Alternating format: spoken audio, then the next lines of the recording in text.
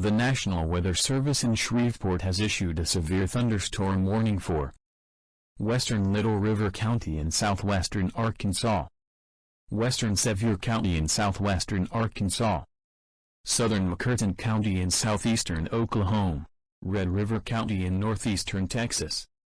Until 12:15 a.m. CDT. At 11:16 p.m. CDT, severe thunderstorm was located along a line extending near from Broken Bow to near Idabel to near Clarksville to 10 west of Higgansport, and moving east at 45 miles per hour. Hazard: 60 miles per hour wind gusts.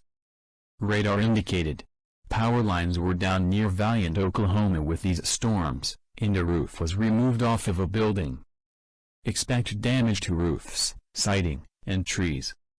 Locations impacted include DeQueen, Clarksville, Horatio, Foreman, Box Elder, Higgansport, Idabel, Broken Bow, DeKalb, Bogota, Arkinda, Locksburg, Winthrop, Bagwell, Detroit, Talco, Avery, Millerton, Inona, and Howarth.